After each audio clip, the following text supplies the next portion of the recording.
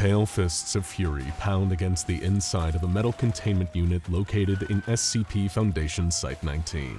SCP-096, also known as the Shy Guy, was on the verge of a containment breach. Mobile Task Force agents stood vigilantly with their weapons at the ready, making peace with whatever important gods they thought would accept their weary souls. A dent formed in the wall of the unit, and with another mighty impact from within, the Shy Guy smashed through the reinforced metal lining of its cell as if it were cardboard.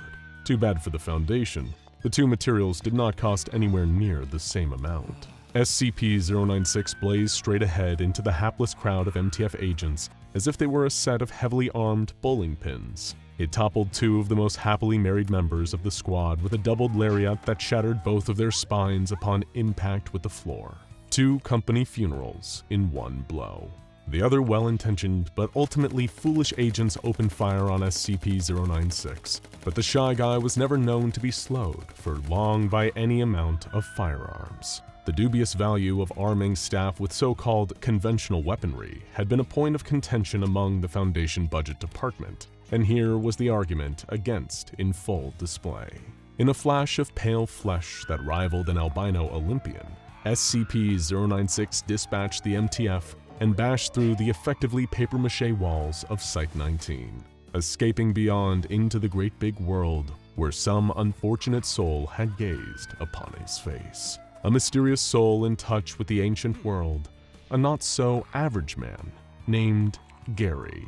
Gary had been hiking through the mountains for several miles, peering back over his shoulder for any sign of the dreaded creature that he feared had been pursuing him. When he got on that plane to Tibet, he knew there was no turning back, other than in a literal sense. He had come to see a reclusive mystic who was said to hold the forbidden knowledge to all of the ancient mysteries in the world. I have an intuition that even my peculiar issue, a bizarre and anomalous happening, can be solved when I seek the wisdom of this truly enlightened sage. He held out the legendary dodecahedron that he found in that public park, the only artifact that seemed capable of holding the creature at bay. The strange black-suited individuals guarding it referred to the dodecahedron as SCP-184, but Gary knew better than to think numbers and labels could sum up the totality of its ancient mysteries. Whenever I'm inside a building, the dodecahedron alters the dimensions of the hallways, making it so that the creature following me is always farther away. Gary needed any amount of distance he could get from the relentless pursuer, a thing that was clearly inhuman in every way except for the fact that it had 2 arms, 2 legs, and a head. But beyond the superficial appearance of being humanoid, the monster conveyed an unspeakable degree of malice and fright in its appearance. He had seen its face in his dreams and his nightmares ever since that terrifying incident that befell him so many desperate years ago. Years of running, years of isolation, years of being confounded by ancient mysteries. During those years, he had assembled the ancient tables that had long ago been unearthed in the Superstition Mountains, which depicted a horse on one tablet and a heart on another. When the 2 slabs of stone were combined, the truth could be revealed. And what the truth was an ancient mystery. Of all things, Gary never expected to see a carved depiction of SCP-096, or whatever the long, pale thing that was chasing him was called. "It's that one guy," Gary exclaimed, staring at the stone carving. "It must be from this mountain or something. But who's to say? It's a mystery." That was only the beginning of Gary's travels, and every next step took him farther from the creature, but also closer to it in a metaphorical sense. The pale humanoid haunted him, and this mystic of the mountain would soon give him the answers to how to be free of it forever. He came upon a hut in the deep mountain as he expected to. Opening his third eye, Gary could sense a pervasive aura of mystery surrounding the building before him. He advanced with trepidation, for as tantalizing as the solution to his problem was, the idea of lingering mystery was perhaps more so. Gary stepped inside and saw through the hazy smoke of incense a man who could only be described as the Mystic. It was unclear whether he was young or old, but one thing was for sure. His starry robes and conical hat denoted him as a member of a secret order from the distant past. "I am the Mystic, and I was expecting you. Now I will explain everything about everything." The Mystic gestured to a grand knitted tapestry over his head. depicting an ancient or perhaps yet to happen battle between a long-limbed pallid giant and Gary himself. In the tapestry, Gary was surrounded by ancient mysteries, all of them powerful, all of them ancient, and all of them mysterious. He listened closely to the mystic's words, knowing that the fated fight that he was dreading would soon take place. Mastering the ancient mysteries was his only hope of being free, but also of avenging his family. Gary had never wanted this life. Several years before, he'd graduated from college, majoring in theology and comparative mythology. With his entire life ahead of him, he returned home after completing his PhD, excited to soon enter the wonderful world of academia. It felt like such a profound victory coming back to the sleepy Massachusetts town, having gained knowledge and experience in the world around him. But he wasn't the only one in his family with that inclination. His brother Michael never had the talent for academics. He didn't want to hit the books. He wanted to hit the excitement and danger of adventure. He was born too late to explore the world, too early to explore the galaxy, but just in time to test his mettle against the toughest expeditions Earth in all her glory had to offer. It was this thirst for adventure that sent him to the rugged Himalayas with only himself and a Sherpa guide. He'd climbed to the highest peak and stuck in the family crest of his forebears. And of course, he'd taken photos. So many photos. Photos that he would be eager to show everyone, including his academic brother Gary when he got back home. He had no idea that he was putting himself and so many others on a collision course with destruction. It was the same frosty white Christmas when Gary and Michael returned to their familial homestead with stories to tell and experiences to share. It had in fact been years since the two brothers had seen each other, and little did they know, they would never see each other again after this night, and what would change everything would be a simple slideshow. Gary understood that his family wouldn't necessarily appreciate his dissertation on the ancient mysteries of East Asia, but Michael was more than happy to share his own experiences. He pulled out the family projector, plugged in his memory card, and began to regale his family with the tales of expeditions, the Amazon, Death Valley, Mumbai, Mount Everest, and of course, the Himalayas. Photo after photo, his family found it increasingly difficult to pretend they were interested, but they did so anyway out of politeness. At a certain point in the seemingly eternal slideshow, Gary relieved himself to go to the bathroom, encouraging his gregarious brother to keep going on without him. There were another 800 photos to go through, after all. While Gary was trying to pee extremely slowly, as photos clicked through in the living room, an omen of death flashed up onto the wall from the projector. Not that any of them would ever know the danger of what they were witnessing. Not yet, anyway. The photo was a seemingly simple one. Michael standing on the slopes of the mountain. Stark white abounds behind him. Only a keen eye would notice the little gray cluster of pixels nestled deep in the mountain behind him. But you didn't need to notice something in order to see it, and to see SCP-096 meant to die. It didn't take the beast long to zero in on their location, and poor Gary, who was lucky or unlucky depending on your perspective, was still pretending to pee. But if he hadn't been, he would have died with the rest of his family, as SCP-096 tore through their home like wet toilet paper and made each of the ones who had seen it disappear entirely.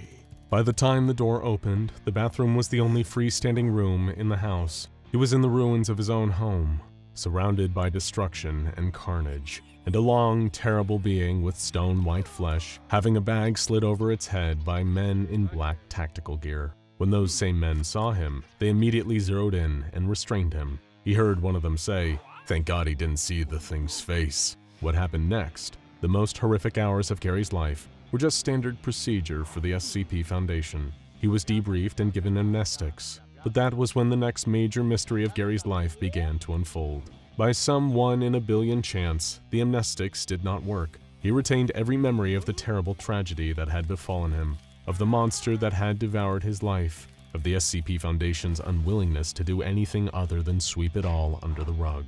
If he wanted his revenge, he would have to get it himself. That's when his degree in theology and comparative mythology came in handy. It was essentially a degree in ancient mystery, and perhaps those mysteries would be the key to defeating the monster that had ruined his life. It was this plan that he'd spent all these years putting into motion. When SCP-096 came tearing through the foliage onto the mountaintop, Gary was waiting.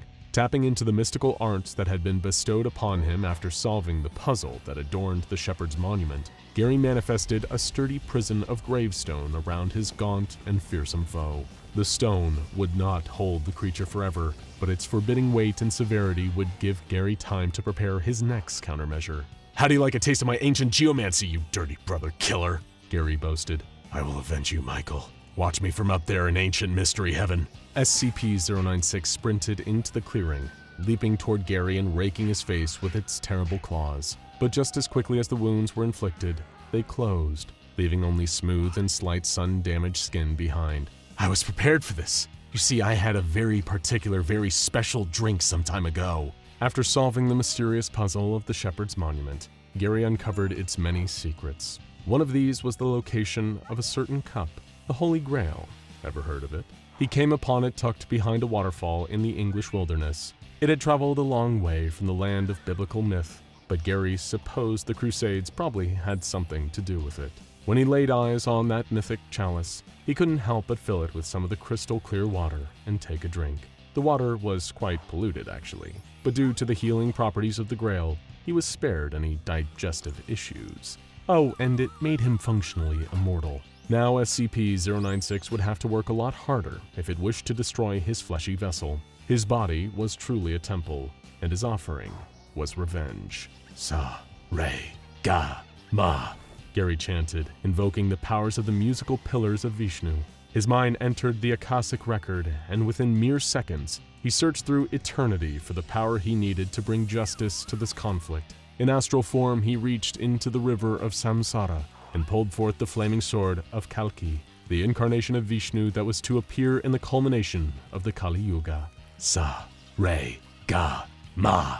Back in the physical realm, Gary was now wielding a Movanic celestial blade of pure cosmic divine flame. He brandished the holy arm and pointed it towards his gruesomely elongated foe. He braced as it approached and swung with all of his might, rending a wound in SCP-096's chest and setting it alight with the white-hot intensity of the universe itself. "It's a good day to do what must be done by me and avenge my family! With the sacred and undying light of Lord Vishnu in my hand, I will bring the Kali Yuga crashing down upon you!" Like a pair of samurai warriors locked in a cinematic standoff, Gary and the Shy Guy charged towards each other, and each delivered a brutal and flashy attack. They moved a few paces past each other, then stood there like a pair of wondrous monuments. A moment passed, with no indication of who would fall first. But then the Sword of Fire did its job, burning up the body of SCP-096 and causing it to fade away into ashes. Gary dropped to his knees, and the sword vanished from his hand, back into the depths of the cosmic ether, where it returned. "I did it," said Gary, before he collapsed onto the ground. The fatal results of the wounds that had been dealt by SCP-096 took its toll, and Gary could feel himself slipping out of the mortal coil. He closed his eyes, content to leave the world behind if it meant that he had defeated his anomalous foe. On the other side of the cosmic divide between life and death, Gary met his brother, who had been waiting there in the Well of Souls next to the river Styx. Gary was happy to see Michael again, and expressed great interest in ascending together to the higher plane. But Michael shook his head. "No, Gary, it's not your time yet." Michael spoke in astral form. "There are mysteries you have yet to solve." Gary's eyes bulged with disbelief. He realized that his brother was right. While the infinite majesty of Nirvana had its charms, the world he was about to leave behind was still filled with so many unknowns, and he could not truly rest until he had unearthed the mystical answers behind all of them. When Gary opened his eyes, he was lying on the side of the mountain, a few feet from the ashes of SCP-096. He looked at the dodecahedron, his closest companion, and smiled. Now go check out SCP-096 Shy Guy Escape, Incident 096-1-A Containment Breach, or SCP-096 Look at a Picture of Shy Guy in Space, The Shy Guy Questions and Theories for more.